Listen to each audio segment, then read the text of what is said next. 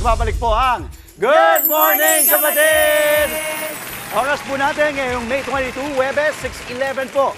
Isang food stall sa Quiapo ang nag-trend dahil sa laki ng kanilang Hungarian sausage at overloaded sa dami ng cheese. At hanggang ngayon po ay marami pa rin mga kapatid natin ang dumadayo at pumipila dito. Gaano kasarap ba yan? Yan ang pinuntahan ng ating Eat Girl na bunso na si Maui.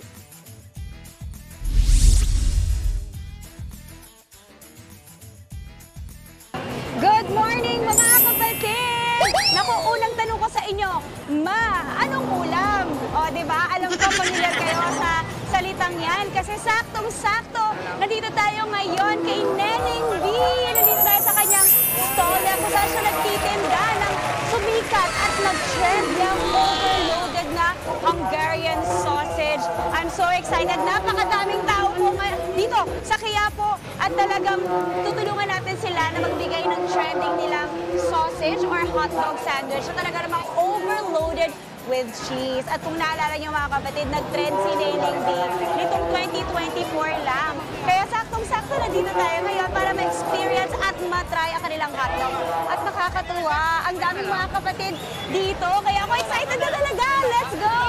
Wait na doon si Neneng, busy siya. Mamaya mag-hi tayo kay Neneng. Pero for now, kwentuhan ko muna kayo na ang hotdog po nila dito or yung Hungarian sausage sandwich nila ay umaabot ng about 200 to 300 pieces ang kanilang nabibenta per day. At ang maganda dyan, 50 pesos each lang talaga siya. So very affordable at balita ko, masarap. Wait, gusto ko mag-hi kay Neneng. Mag-hi tayo kay Neneng.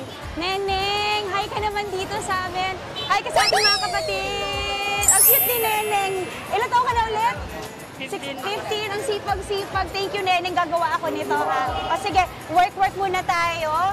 Sipag ng batang to, nakakatuwa. Okay, gagayahin ko si Kuya. Ito po, meron tayong dalawang sandwich na naka-ready dito, okay? So, we will first put the mayonnaise na nakita ko si Mommy talaga nagtitimpla, no? So, ilalagay lang po natin dito, pag ganon. Uy, okay lang siguro may lagpas. Parang drawing. Artwork. Ayan. Tapos, lalagyan po natin ng ketchup. Yan.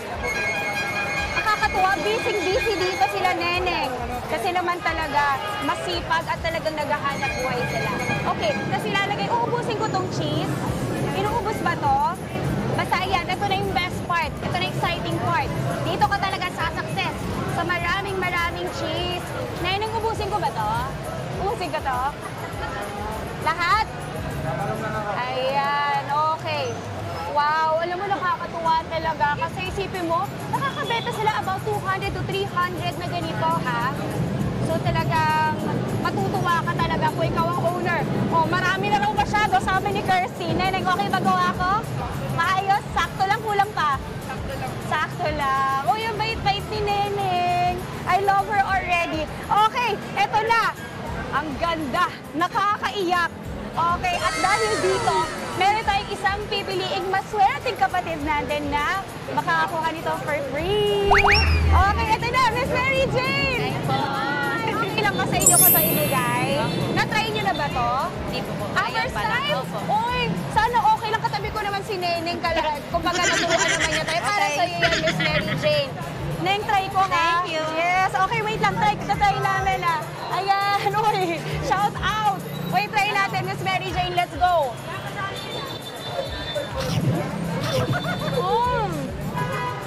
Ang sarap. Okay, overloaded. Sarap. So good. Ang sarap. Yung cheese, hindi tinipid. Ano masasabi niyo? Ano na? Sarap po. Sarap. Diba? Sobrang sarap ng lasa, hindi ka magsisisi. At kahit mahaba yung pila dito, Neneng, mabilis ang kilos nyo. Nakita nyo naman naka-ready na o mabilis ang galawan nila dito. Kaya mga kapatid, kung gusto yung dumalaw, dito lang yan. Sa Quiapo, Manila, kay Neneng B. Balita ko yung B mo, buwis-is ka ro ka, sir. Totoo? Ang cute! Ang cute ni Neneng, sana makadalo ka sa namin sa studio ha, sa TV5, sa Good Morning Kapatid ha. Tapos may kita mo doon si Depos Romana, tsaka iba nating co-host. Sabi ako, imbitahan kayo ha, Neneng. Ayan, mga kapatid, ang saya ng on the go natin for today. That is it. Very, very happy, Neneng. Maraming salamat for your time. Tingnan mo, sikat na sikat ka. Ang dami mong fans. I'm so happy for you. God bless you. God bless your business. Mga kapatid, yan na po muna. Back to the studio. Mga kapatid, Maui David po. Simula ng inyong araw na may alam at may pakialam sa mga may init at umaaksyong balita sa bansa. Para maging una sa balitaan, mag-subscribe at mag-follow sa social media pages ng News 5.